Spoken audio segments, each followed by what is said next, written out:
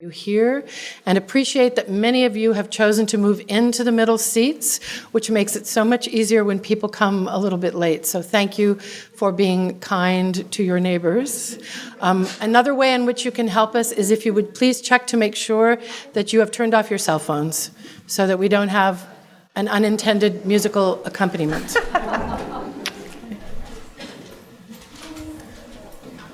My name is Patsy Hicks, and I'm Director of Education here at the Santa Barbara Museum of Art. And it is my most high delight to be a part of Parallel Stories always, but particularly tonight when we welcome back Andrew Weiner, who has been such a magnificent interrogator, priest, confessor, friend to all who have been on the stage, and to welcome for the first time the inimitable Jane Smiley. So this evening, Parallel Stories takes a closer look at the lifelong passions, prodigious productivity, and well-honed writing practice of Pulitzer Prize winner Jane Smiley, here in conversation with longtime friend, fellow author, and colleague in the creative writing program at UC Riverside, Andrew Weiner. Often epic in scale and yet intimate in telling detail, Smiley's multigenerational tales tell the story of Middle America, written, says Weiner, with a classic sense of humanity and compassion that have made her name part of any serious conversation about fiction in our time. In addition to being hailed as one of America's greatest living writers, she has also been more idiosyncratically described in a variety of interviews and reviews as horse mad, a Midwestern Maoist, dazzling, the Balzac of the American Midwest, a hard-working Yankee, and, by possibly one envious interviewer, as the most successful serial monogamist. With a rare mix of detachment and empathy, her writing embodies what fellow author Jonathan Franzen described as a performance of sympathy with people you are not. She is the author of numerous novels, including 1,000 Acres, which was awarded the Pulitzer Prize, as well as 5 works of nonfiction and a series of books for young adults. In 2001, she was inducted into the American Academy of Arts and Letters, and in 2006, she received the Penn Center USA Lifetime Achievement Award for Literature. Mostly, she enjoys life. Said Jane, I remember getting a school report card when I was about 8, saying that Jane only does what she wants to do. Looking back, I think my whole life has been like that. So we are delighted she said yes to our invitation tonight. Please join me in welcoming Andrew Weiner and Jane Smiley.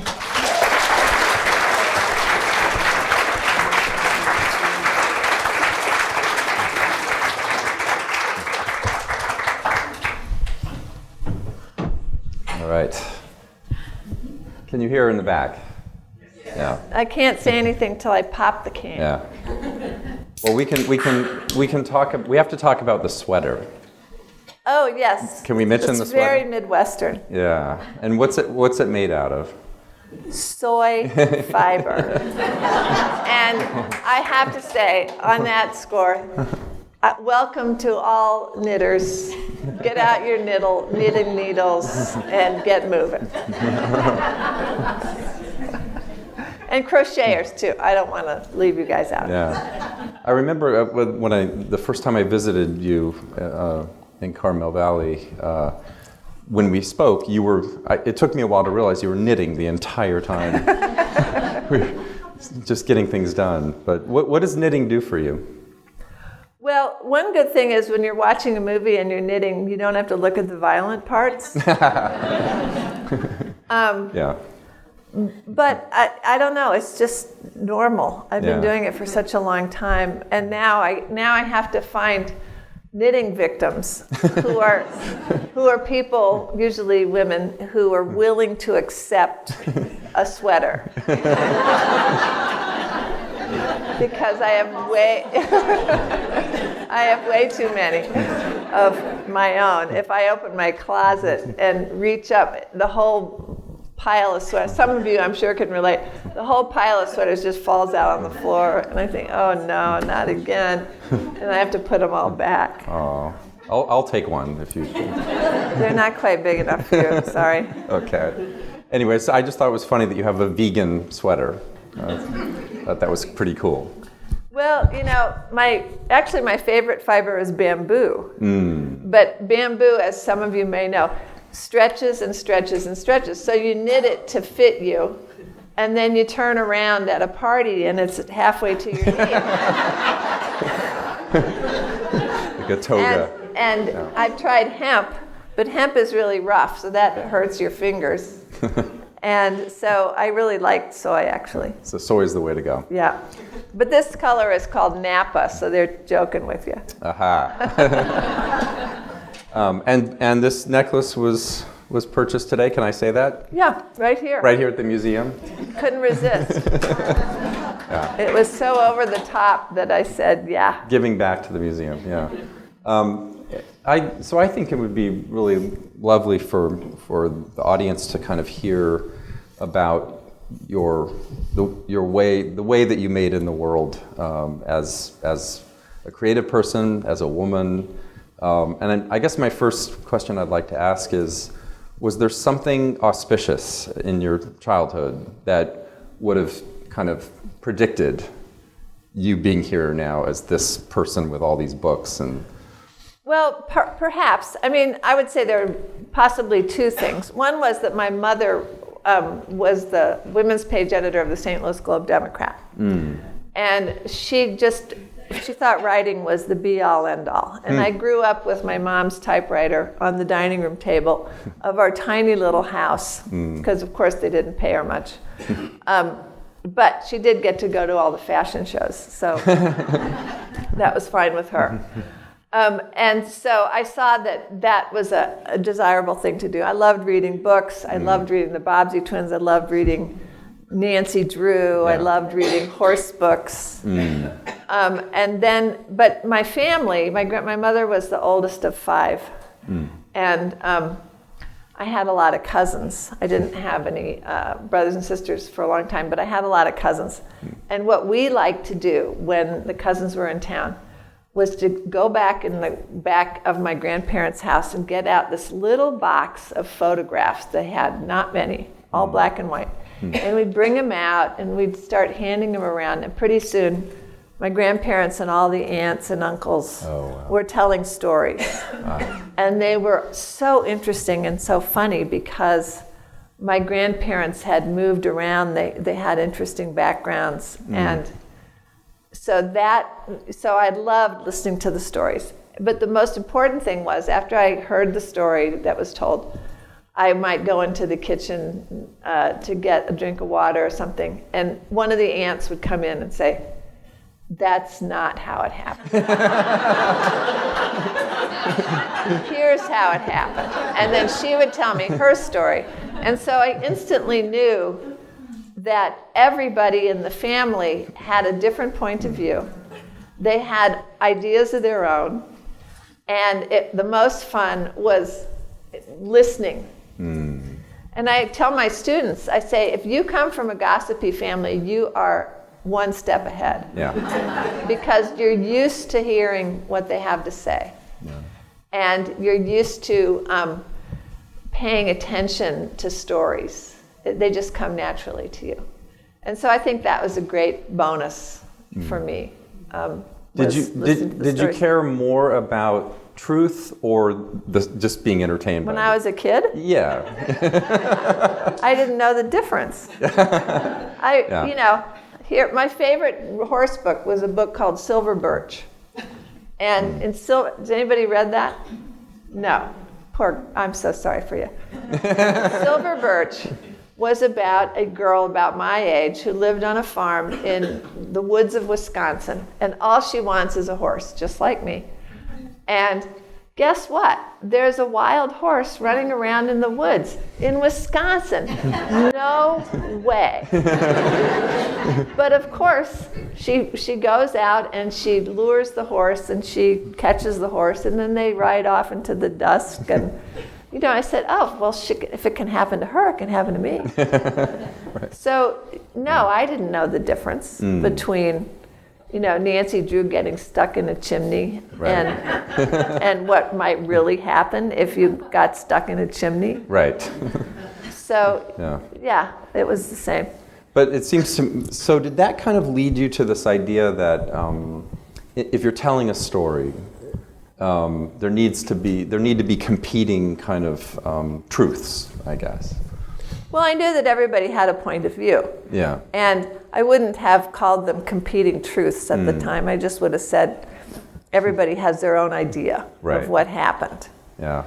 And that's what I liked about our family. They seemed to get along pretty well, but they definitely did not agree about a lot of things. Yeah. I mean, my grandparents got along well because when my grandfather did something that my grandmother didn't like, my grandmother just rolled her eyes. Right. They didn't argue or anything like that. That's helpful. But so there was no violence. There was nothing scary in all their disagreements. It was just somebody had this version and somebody had that version. Do you think that's why, because you seem to have an aversion to violence and to... Don't you? I do, yeah. Doesn't everybody? No, the answer is no. The answer is no. The answer is no. I was just on an airplane back from London, and I was watching my fun movie, whatever it was, and your eyes wander to the other screens. And you cannot believe what's on these other screens and what people are absorbing. Or willing to, I mean, one of the things I loved when I was growing up was Agatha Christie mysteries. Yeah. But there's a dead person, but they aren't terribly bloody or violent. It was more like a puzzle. Yeah. And then when I got older and discovered murder mysteries that were more violent, I didn't like those. Yeah. So I don't know. Yeah. I don't know why, but I sometimes think that if you grow up in a kind, generous, thoughtful family, you're unprepared for the world when you come out of it. Well, let's talk about that. Can we talk about your father just for a second? You write one of my favorite essays that you wrote. That you've written is about your father and the kind of enigma of him and the mystery of him. Yes. And you end it in a way that I did not expect. Just to say good riddance? No, but you end it, at the end of the essay, it turns and it becomes about you as a woman. And can you say a little bit about your father and what he contributed to you? Well, my father's family was interesting and weird. His mother was an Upjohn, one of multiple Upjohns. Evidently, many of the multiple Upjohns were crazy. And she was, she got to about the age of 30 and they hadn't managed to marry her off yet. So they found this really good-looking guy named Smiley, and they married her to him, and they had 5 kids, and they should never, ever, ever have been parents, except that all the kids were drop-dead gorgeous, including my father. Yeah. But when I was, when I was about a year old, my father was diagnosed with schizophrenia, and he went into various veterans' homes, and he and my mother parted. I think my mother thought she could give him a chance, but I think she eventually felt that she couldn't, that he was unreliable. Yeah. And And I do remember that when I was about 4, I guess I was 4 or 5, he came to visit. Maybe this was their last chance, you know. Yeah. And I came out of the bathroom. He brought us a television, so what could be wrong? But I came out of the bathroom, so I was 4 or 5 years old. And I came into the living room, and he pulled down my underpants to see if I'd wiped myself properly. Oh, yeah. Wow. Right. And even at that age, I knew this was not right. Yeah. Yeah. And so I was glad. That it didn't work out. So in that essay, though, what I said was that according to Freudian theory, our desires are shaped by our opposite sex parents. But that wasn't true for me because I had older cousins and eventually an older brother. And they were as wild as they could possibly be. Yeah. And they were the ones that shaped me. You know, they were the ones who said,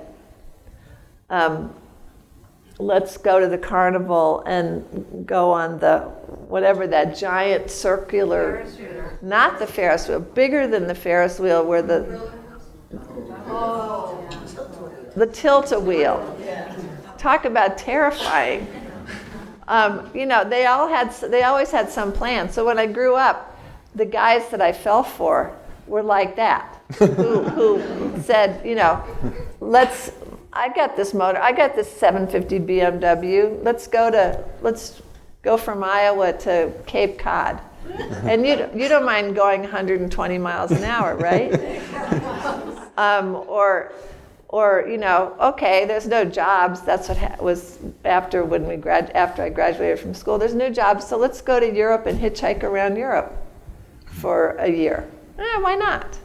So all these guys who were my peers and slightly older, they all wanted to explore. They all wanted to go somewhere and do something. Right. And I always said, let's go. Right. But there's some. But you just to go back 1 second to the story about your father. You end it by saying that you were lucky in the end that he wasn't around because he was overbearing and he had these issues. Yeah. And you then weren't taught the lesson that you couldn't do anything. Yeah, that's true.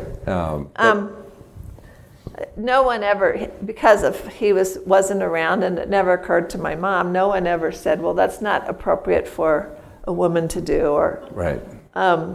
Go back to the kitchen or something like that. It was just, you want to do it? Okay, let's do it. So you didn't have this. You didn't grow up under a patriarchal idea, really. No, but I should say that when my mom was 20. She, at the beginning of the Second World War, she joined the Women's Army Corps and headed off to Paris. And she did it behind her parents' back. Okay, right. Her sister had to come along and sort of forge the permission for her to go. Yeah. And so she loved it there. She loved it, and she had a wonderful time. Yeah. And so she was never one to say, no, you can't do that. But were you because you don't seem to have fear in a way. What seems is not the same as what is. Yeah. But did you have your mom seems like one example of kind of a woman who, you know, one way to be a woman. Were there other women in the family that you kind of looked up to and showed you a way? Well, all the women were different. So there was my mom, who was elegant, and cosmopolitan, and liked to write, wanted to be a writer. Yeah. My grandmother was the one who sort of handled everything. Right. And if she got fed up, she'd go in the kitchen and make cookies. Do you do that now? Not cookies. And then I had one aunt who was like the ideal wife, but she always was outspoken. And then I had another aunt who was like the ideal crazy aunt, who did whatever she wanted. Yeah. And she's kind of my ideal for a late in life aunt, because when I saw her when she was, I think she had just turned 89. She wasn't very tall, but she had spent her whole life playing golf.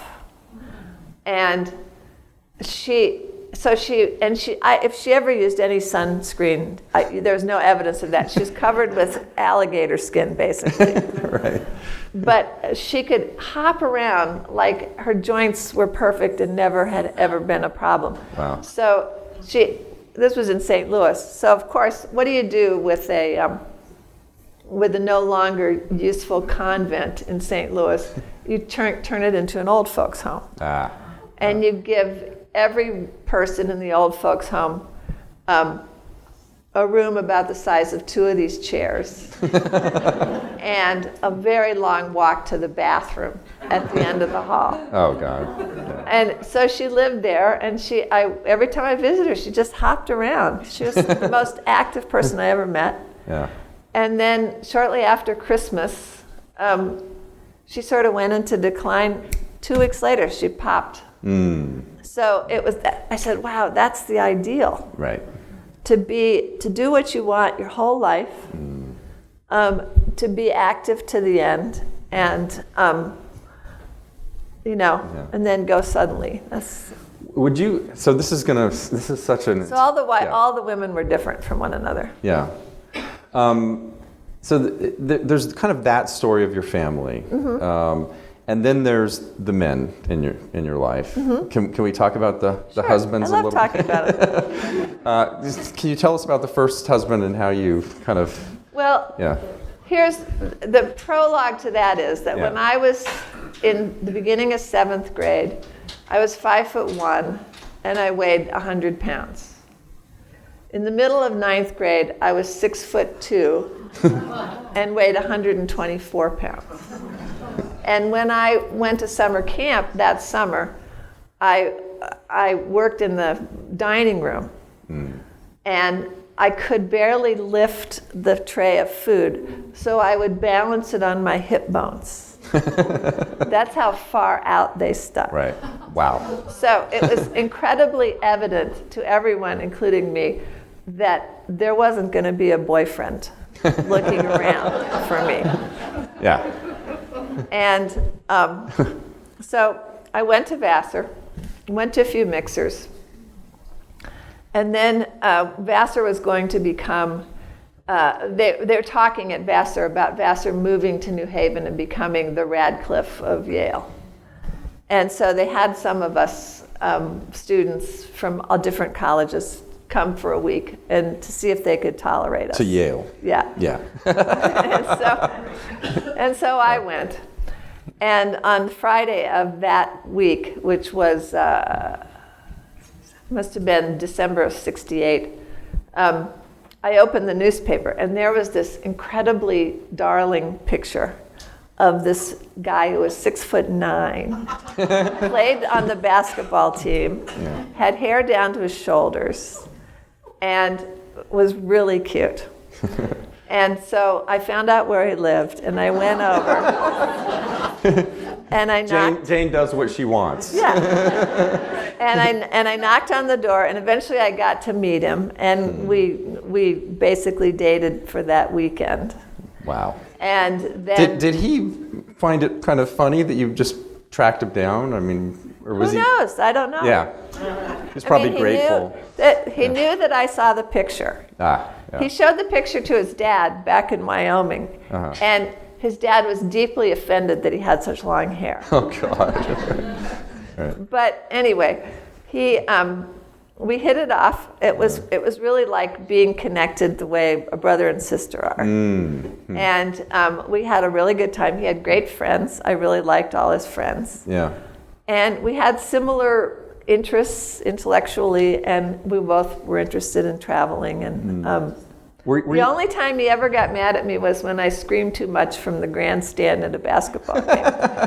I kept screaming and screaming, and finally he turned around and put his hands on his hips and stared at me, essentially telling me to shut up. Were you starting to write then, or was that? Yeah. You were. Yeah. Yeah, I took creative writing, and I liked At writing. Vassar, you took writing. And then my senior year, I wrote a senior thesis that was a novel. Okay. And then when we finished school and I went, and we went to Europe. He carried the typewriter. Wow, wow. And I redid the novel and the draft. Incredible. Yeah, it was lots of How fun. did he carry it, in a backpack? It was just a little, Oh, okay. it was a hand one. A hand one. Yeah. Yeah. Right. Okay, so can you tell us about husband number 2? Because we have a few to go here. This is why you were asking me all those questions when we were driving. In the car, Yeah. right. Well, you know, one of the things can I just say that you dedicated some luck? Yeah, I dedicated the whole series. The whole series to the 4 husbands. So it's Yeah. not inappropriate that I'm asking you these questions. So after we'd been together about 4.5 years, 4.5 years, we got to Iowa City. He got in to the workshop, or excuse me, he got into the history program. Uh-huh. I wormed my way into the English program. And we were living way out in the countryside. And he decided to stay in town, and then I picked him up, and I decided to stay in town. And when I was in town, I went to the local bar, and there was this guy checking IDs. And I passed him, and then I went to the bathroom and came out and again. No, I passed him on my way to the bathroom, and he said, "I think you're incredibly beautiful."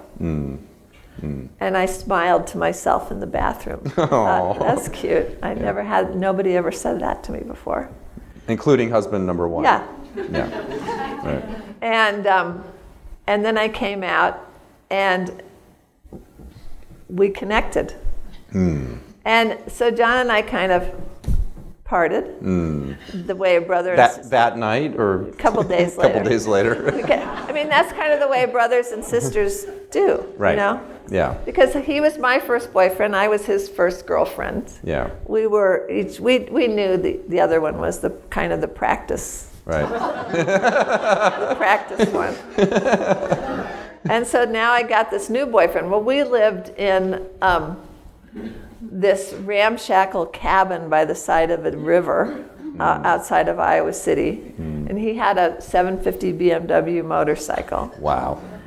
And I will say that although I loved John in the first one, that I still had anxieties about, maybe somebody's outside of the house pouring gasoline around the edge of the house. They're gonna light the house and burn us up, and John wouldn't know what the hell to do with that. Right. Right. He would, and this one, That's Steve, empathy. That is empathy, yeah. And Steve, no matter what, he knew exactly what to do. If he wanted to smoke a cigarette at 120 miles an hour, he could bend down and light it on the side of the motorcycle. And then explain to me the gyroscope effect, which meant that no matter what, we weren't going to fall over. Right. I don't know. We never fell over. You were just holding on to the back, right? Yeah, I was on the back. Oh my God. And and we had a good time together. And then I was finishing up my school, and I still had a couple of years to go. And he was a musician, and he really wanted to move to California, and I didn't. So we went our separate ways. Yeah. And then I went to Iceland for a year. And that was on a scholarship? That was on not a Guggenheim, a National Endowment for the National Endowment for the Arts, Right. NAA. And this was? No, I'm sorry, it was a Fulbright. Fulbright, yeah. And did you know at that time you were going to write Greenlanders? I mean, was that? While I was in Iceland, I realized I was going to. Yeah. Can we take a time out just for a second and talk about that? Was there? You immersed yourself. That's my favorite one. Your favorite book? Yeah. That you've ever written? Pretty much, yeah. Why? Because when I was writing it, I was just lost. It felt like I was putting on my bearskin rug and disappearing into their world. Wow. And when I went I had read all the sagas before I went to Iceland.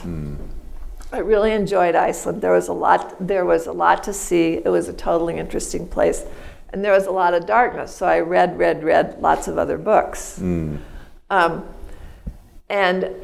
when I came home, I thought that I really wanted to write this book about the Greenlanders, which, but I knew that I would have to practice with other books before I could write that one. Interesting.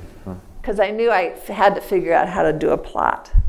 And then I decided, because we read Shakespeare every year, I decided, well, if he can write in all these forms, comedy, romance, drama, I'm going to try that too. So I knew the Greenlanders was going to be the epic. Right. And I had to think up what the others were going to be. But I also knew I had to practice in order to get to the Greenlanders. I see. So to learn how to do a plot, I did Duplicate Keys, which is a murder mystery. Right. Thank you, Agatha Christie. Yeah. And so I wanted to try all these different forms. Right. And so 1,000 Acres was the tragedy, obviously based on King Lear. Yeah. The Greenlanders was the epic. Right. Moo, which I also like a lot, was the comedy. And in fact, someone told me that the president of Iowa State heard through the grapevine that I was going to write a campus novel, yeah. and he was terrified. That's what they told me. I don't know if that's true. But I truly had fun writing Moo. Yeah. And then I knew that I needed to write a romance, and because I had read something about the pre-Civil War, I decided to set that in Kansas. Okay. Now, I have to say, I grew up in St. Louis. You'd think we'd know something about Kansas, but in St. Louis, they don't look toward Kansas. They look east. Right. Yeah. And, the only thing you care about Kansas City even is whether your football team beat theirs or baseball. Right. But I got really interested in Kansas and the pre-Civil War, and so I wrote Liddy Newton, which was the romance. And do you like that book? Yeah, I like that one a lot. And then I thought, okay, I want to write about horse racing. Yeah. So I wrote Horse Heaven, and I decided to include all the forms, all those 4 forms, in personified by a horse each. Right. Plus metafiction, personified by the horse communication. Plus, what was the 6th one? I included a sixth form also. Yeah. And that was really fun. Did you, at that time, did you have all your horses? I had so many horses, I didn't know what to do. Is it true you had 19 at some point? I stopped counting at 20. Oh, God. Okay. And then began to cull the herd. Right. I was a very naughty girl. How do you have 20 plus horses and write and do all the other? Well, I didn't keep them on my own property. Okay. And a lot of them were foals or young horses. Right. And they lived at a farm that was up north from me, where they were well taken care of. Yeah. And if I was interested in thoroughbreds, so they would go off to be trained and stuff like that. Right. But it was evident that I was absolutely bananas to do this. Right. And so I eventually. Is it an addiction? I mean, it's an addiction. Well, it was for me. Yeah. Yeah. You see a horse and you just feel like you have to. I did. Yeah. Yeah. Own it. But what happened, the reason I started breeding was that I broke my leg. The horse that I had bought to go back to riding, he didn't buck me off or anything, but I had just jumped a fence and I was a little out of balance, and he turned and it just dropped me. And because my legs are so long, when my heel hit the dirt, it broke my ankle. Oof. Yeah. And so what was I doing sitting there in bed? Well, I was reading the Blood Horse magazine. And that was around the time that we moved to California, and there was a mare for sale up north of me, up in Northern California. And I went to visit her to see if I might buy her as a broodmare. Yeah. And what did she do? First of all, she was beautiful, she was graceful, and then when I went to put her in her stall, she turned her head and rested her chin on my shoulder. How could I resist? And that was the beginning. That was, it was the downhill all the way after that. But the thing that I appreciate about it was that because my horses were generally related to one another, I could see from birth what they were like. I could see that they also had nature and nurture. They also had ways of being in the world that were idiosyncratic. They also, and we were never taught this in school or in writing lessons.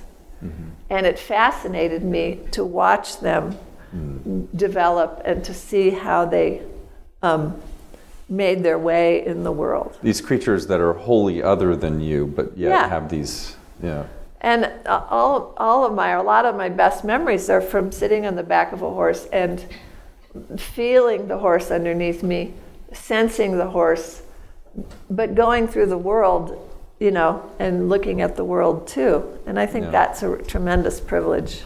Do you view men kind of like that too? No. As these wholly other creatures who... No, I don't know. Yeah. Here's the thing, when we were kids, when we were in high school, and the books we were reading, at least at my high school, they were almost all written by men. So as we read, we took in male consciousness automatically. So the thing that was hard for me when I got older was not writing from male consciousness. It was figuring out what the difference between male consciousness and female consciousness was. And since I was a realist, I didn't really take Virginia Woolf as my model. Right. But the sad thing was that, we read Dickens every year. We read all kinds of books by male authors. But we never read Middlemarch. We never read Jane Austen. And I realized what a loss that was. Even though I enjoyed my education, I realized that it was quite a loss not to have had read women authors. But was there a moment when you came to those writers, to Austen? Well, I would do it on my own. Yeah. But we never talked about it at school, so I would read those on my own. Right. And I enjoyed them. Yeah. But the way that they were left out of the syllabus essentially said their consciousness isn't that important.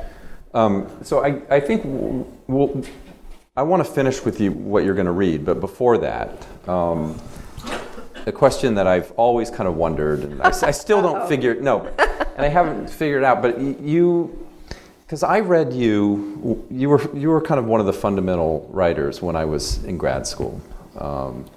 And what's that look? I just lifted my eyebrow. Yeah. You can interpret it as you wish.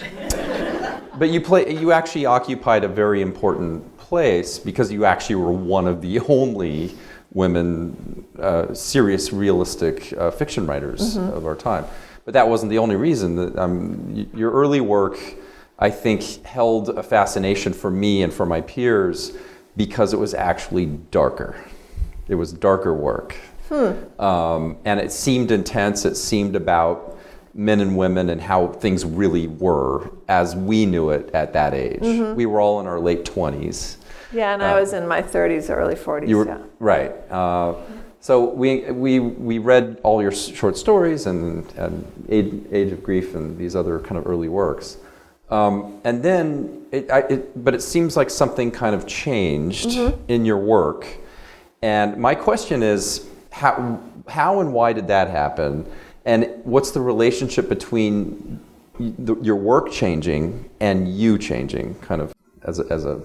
Well, the stories I wrote in my is all in my 30s mostly. And in fact, I wrote a novella that a lot of people like called The Age of Grief. I wrote that in my 30s. And what that meant was a kind of, once I had kids, my first child was born when I was 29. Second one was born when I was 33. And even though I lived in a great place, Ames, Iowa, and had a great job and a nice husband, everything was fine, we had a nice house, there was something about how the kids made our world sort of open up and feel tense and scary. Yeah. Now, I will say that I don't know if you've ever had a relationship with someone whose anxiety is like yours but not the same. So it was kind of like this Venn diagram where he was worried about germs, I didn't care about germs, but I was worried about tornadoes, and he never thought about tornadoes even once because he was born in New York, right? And one night, I'll never forget this. It was when we had the older one. The older one was about a year old, so this would have been in October. I sat up in bed. I said, "Oh my God, there's a tornado coming." We leapt out of bed. We grabbed Phoebe out of her bed. We ran downstairs. We ran through the back room in order to get to the cellar. And there was the moon just sitting there. And so we had this capacity to drive each other crazy, not intentionally or not because we were resisting one another. There was no ill will. No ill will. It was all about, But kids, I mean, and children. we actually had no practical knowledge. So one day around the same time when Phoebe was that age, the stove started smoking. We didn't understand why the stove was smoking. And the oven, I mean. And so I called the repair guy. He came over. He said, well, mice have made their way through the wall, and they ate through the wall and into the back of the stove, and they ate all the stuffing in the back of the stove. Oh, the insulation. The insulation. Yeah, right. And he looked at me, and I looked at him, and we said, "What? What is this?" Yeah, we weren't raised to maintain. You know? So we remained on good terms, but we realized this. I don't know. There was just something, we were driving each other crazy in this way. I actually think that your generation, it's such a great line what you just said, we weren't raised to maintain. There's something about your generation, I think that's absolutely the case. It's not true of my husband, though. The current husband. Yeah, he was raised to maintain at all costs. Well, that's why he's the greatest of the four, right? And he's going to stay, right? Absolutely. That's Jack. Yeah. Saint Jack. Yeah. Saint Jack. But can we go back just for 1 second to darkness to kind of, I mean, you were just telling me today. Okay, so there was all this stuff that was going on in our 30s. Yeah. In my 30s. Right. And I wrote The Greenlanders, which basically was my comment on mutually assured destruction. Because I grew up with that, as many people did. And when I learned about the end of the Greenland colony in the late 14th and early 15th century, I thought, okay, here's a civilization that ended, and I'm going to write this book about it. Wow, yeah. And I loved writing that book. And then I wrote 1,000 Acres, which mostly I wrote in a fit of pique, because I was so annoyed over the years that we'd read King Lear so many times, and Goneril and Reagan never got to say what their point of view was. Right. I thought that was really unfair. Yeah. And so I decided, and also that was around the time that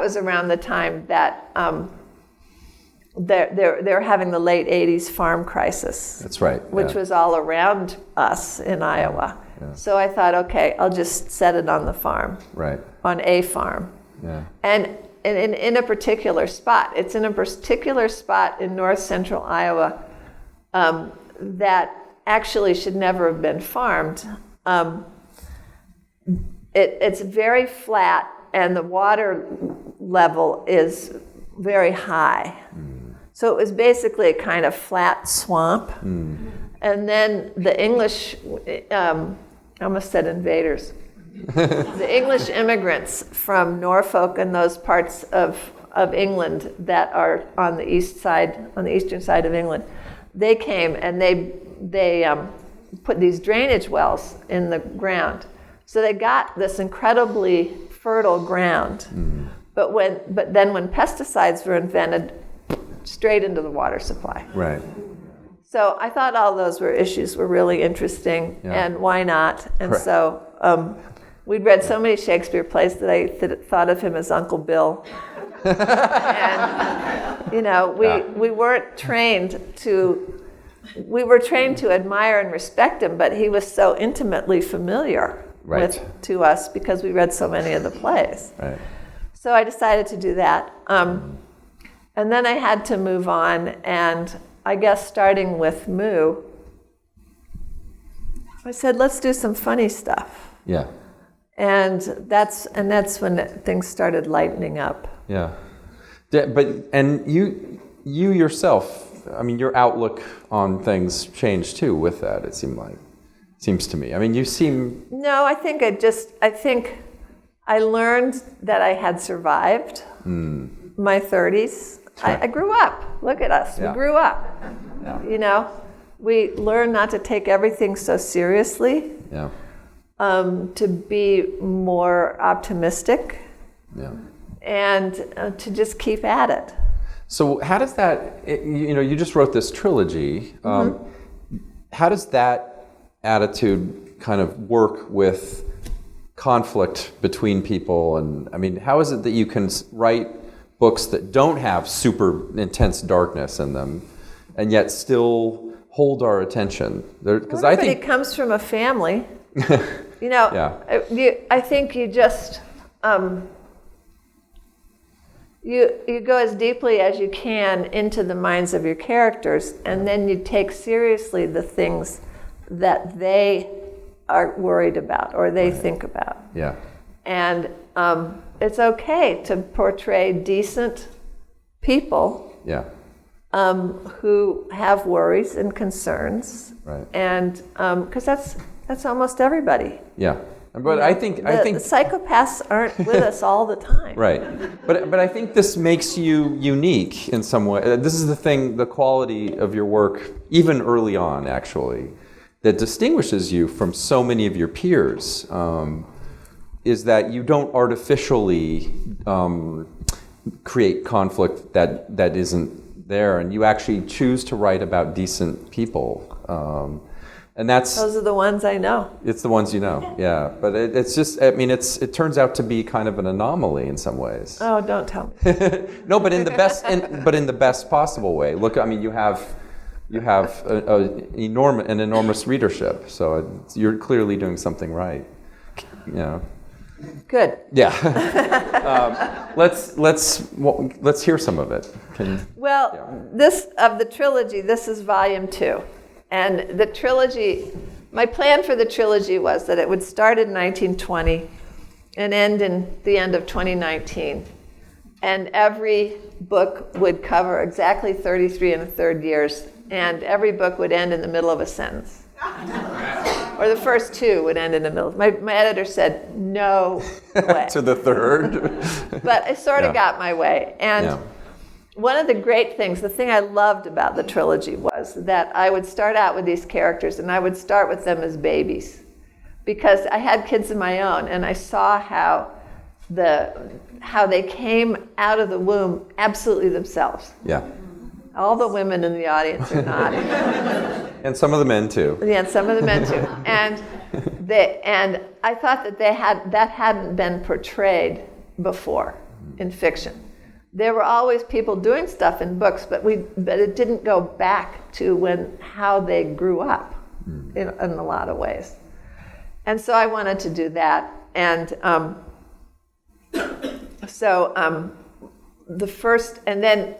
knew that there would be 5 kids, like in my mom's family. They weren't, and at the first one would be about the same age as my mom, but would be a man. Yeah. And the others would be similar. We didn't have a farm family or anything, but I knew it'd be sort of the same rhythm as our family. What I didn't know was who they were going to marry. And so those characters became my favorite characters. When the oldest boy, Frank, he ends up with this weird woman from southern Minnesota, there's towns in that part of the country where they spoke the old language for a long time, a couple generations after they arrived. And one of them was where Andy was from, and they spoke, her family was Norwegian, and she grew up bilingual, speaking Norwegian. And I really liked her. And the other one was Arthur, and I didn't know Arthur was going to show up. So one of my favorite characters in the family, Lillian, is minding the soda fountain. And this guy comes in, and he's charming and funny, and he steals her away. I thought, wow, where did he come from? And then I realized he was in the CIA. But I loved him. I loved him as much as I loved Andy. So anyway, as soon as Arthur came in, suddenly the political situation, the political landscape of the book kind of opened up. Yeah. So I'm going to read a little bit about Arthur and Frank at I hope you understand it. I can't really fill in the background, but Frank's dad, who's the main character in the first book, dies of a heart attack at the age of 58 at the end of book number 1. And this is his funeral. So it's the beginning of book number 2. So this is 1953. And Arthur and Frank had spent, Frank had a very interesting career in the Second World War as a sniper. And Arthur knows that. And Arthur's put Frank to use from time to time. Wow. And wow. But the wife, the wives don't know that. Yeah. So they're now at the dinner, the funeral dinner, and they're sort of talking secretly to each other. Arthur held Tina against his shoulder. She was 3 months now, wiry and active, as if she planned to head out the door any moment. Arthur's tweed jacket was festooned with a folded diaper. Arthur jiggled and comforted a baby the way a great athlete hit a ball, as if his adept grace and evident reproductive success were the easiest things in the world. Tina burbled and muttered, wide awake and not crying. Frank admired this. Arthur said, "How are Richie and Michael doing? Those are twins." "Coming along," said Frank. What are they now? A month. But they were 4.5 weeks early, so let's call them newborns. "Precocious, then," said Arthur with a straight face. And Frank smiled a real smile. He said, "It's a good thing Mama hasn't seen them. She might suggest putting them down." Arthur's eyebrows lifted. Mama's strict about babies. If you aren't good looking, you could be carrying something contagious. Arthur kissed Tina on the forehead. "Don't worry, Arthur. Tina will pass." Arthur laughed, but Frank could see it. Even at his father's funeral, Mama doled out words and smiles like stock options. Annie and Lillian were the preferred stock. Timmy, Arthur's oldest at 6, the Class A common stock. Debbie, 5, Dean, and Janny, both 2.5, the Class B common stock. Not much of a risk, but not much of a dividend either. Tina, who could still turn out to be blonde, could rise in value or decline. As for Frank himself, well, he had taken his company private, and Mama didn't have much of an investment there at all. A peck on the cheek, a reassurance that everything was going to turn out fine. Frank lowered his voice. Have you talked to Eloise? This is his aunt. She's been dating a communist. Arthur jiggled Tina again. His voice was low, too. We clinked glasses, but we haven't exchanged actual words. Were you congratulating each other on the death of old Joe? Stalin had been dead about 2 weeks. I think we were. Did your organization have anything to do with it? Not that I know of, said Arthur seriously. Just dumb luck, I suspect. But we will take credit if it is offered to us. He shifted Tina to the other shoulder. Maybe it doesn't matter, though. There's no sign that things have changed or that their ambitions have waned. Frank nodded, then said, you know what we said in the war? 2 Ruskies die, 4 more pop up. Why would Stalin be different? You know that when Hitler and Stalin were playing footsie, Hitler promised him Iran, right? I didn't know that. He did. Now Mossadegh hates the Brits so much that he's heading that way too. However Iran goes, so goes the rest of them. Truman would have let them have it, said Frank. He'd let them have Eastern Europe. Maybe Ike has more balls. Zoran is in Tehran now. He was in Prague in '48. Coups are what he does. Frank half expected Arthur to ask him to do something, but he couldn't imagine what that would be. Jim Upjohn, the savviest investor Frank knew, had recently put a lot of money into Getty, but Getty was based in Kuwait and Arabia, nothing in Iran. Arthur said,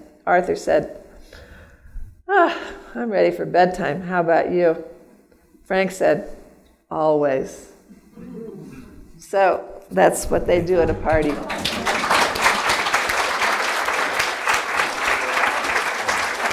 have to say that going through all the political stuff was truly fascinating to me. It must have been, yeah. And I learned a lot, and Yeah. I was kind of taken aback, I have to say.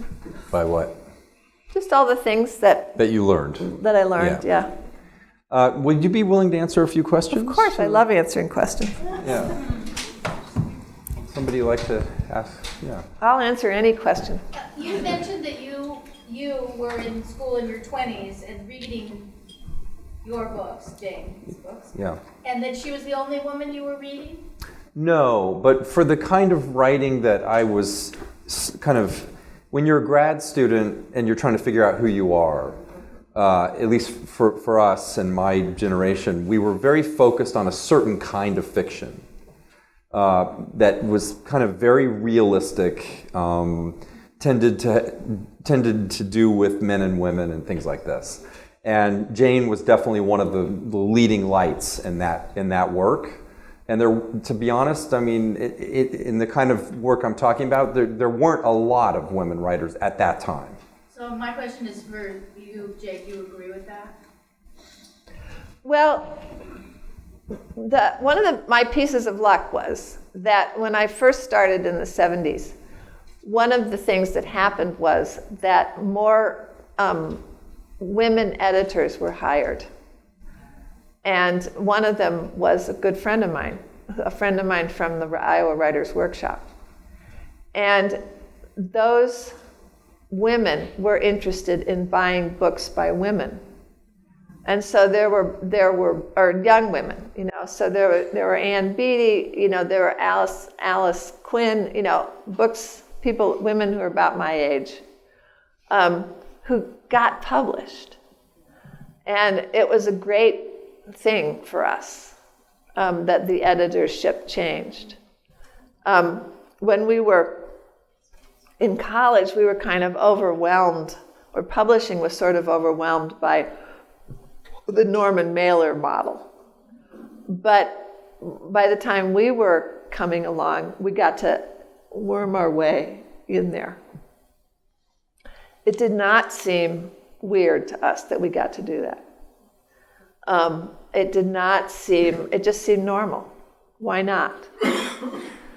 And so we wrote what we thought was interesting to us, and we turned out to have other readers. Do you read contemporary fiction, and if so, which writers do you admire? Well, I don't know. I don't know what do you mean, like name a contemporary writer? Rachel Cusk. Oh, lots of the writers that I read are ones that I review because I spend a lot of other time reading stuff for schoolwork. So, for teaching. So yes, I've read Rachel Cusk and enjoyed her. I've read Station 11 by Emily St. John Mandel. Yeah. I just read Visit from the Goon Squad. I don't consciously read anything in particular. I just pick up something and read it. And then I try and see if my students will read it and like it too. What comes first? The story, the plot, or the characters? What comes first, the story, the plot, or the characters? It's been different with every book. Because every book has come to me in a different way.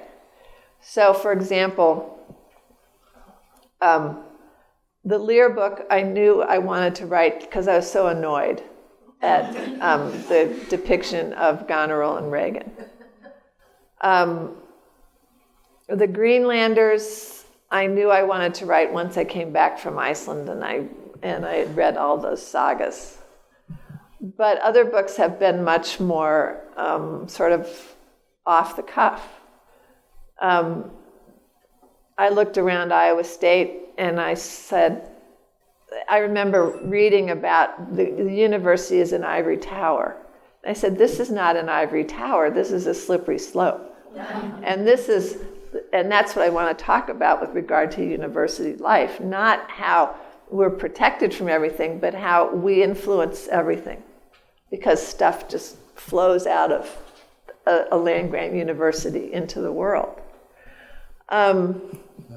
Let's see. But can I just, it seems to me, just hearing what you just read, you were so good at dialogue, at people talking to each other. It seems to me that your characters emerge out of how they speak to each other. They do a lot, yeah. And that pretty much is automatic. Yeah. I think about the character, I get to know the character, and then out it comes. Yeah. You hear the way they speak, and yeah. I mean, when I write historical novels, I like to do the way they speak sort of archaically, so it's realistic. yeah. But that becomes a habit too. Yes. The hardest one, let me say that the hardest one I ever wrote was also one of my favorites, and that one was the one called Private Life. Yeah. And I thought it was going to be easy. I thought I knew what I was doing. And I wanted to write a book about a family crackpot.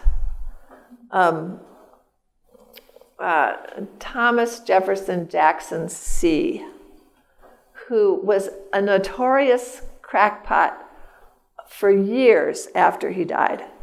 He was a physicist. He worked at Mare Island. He worked for the Army. And he was absolutely convinced of all kinds of crackpot. He thought Einstein was a fraud and totally wrong. And he wrote articles for the San Francisco Examiner describing these really crackpot. And he was one of my mother's aunts married him. And, interestingly enough, his family was from Central Missouri, which is kind of an interesting place. And that's where he was from. And that's where he grew up. And so I decided I was going to have this nice young woman marry a crackpot in the 1870s and, live with him until the 1930s when she dies. Yeah. And I had to write that one over and over and over and over because I could not understand the crackpot. I couldn't get into his head. Yeah. He drove me bananas. Yeah. And so that was a really interesting book to write because I had to learn a lot about physics.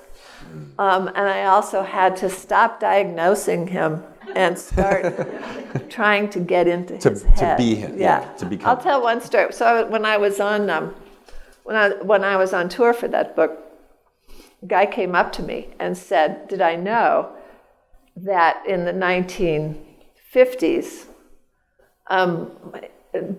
Thomas Jefferson Jackson C. bought himself a ticket to Sweden, and he went to the Nobel Academy, and he said that he was going to give them a lecture on the real physics, because he wanted the Nobel Prize in physics, and he felt he deserved it. So the Academy let him give the lecture, and he didn't get the Nobel Prize. And so 2 years later, he came back, and they were so polite that they let him give the lecture. But this time, they got all of the janitorial and ground staff to put on jackets and ties and sit in the audience and listen to the lecture. And he still didn't get the Nobel Prize. All right, maybe one more question. Sure. I'm just curious. You said your mother was a writer. You're a writer. Are your children writers, or either any?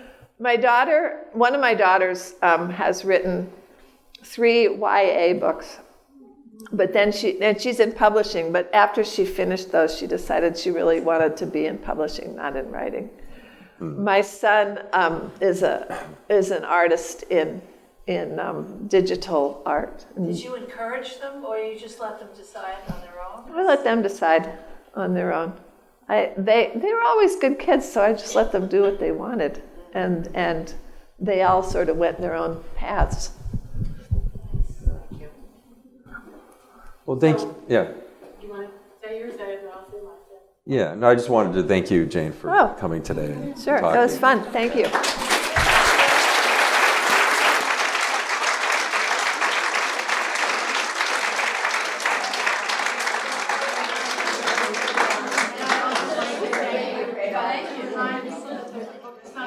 Oh, there are books. Jane will be signing books out in the lobby now. Yeah. Yeah. So. Is that okay? Yeah. That was great. You did beautiful. I did? Really good. How do you know? Because I know. I've been doing this long enough. Yeah.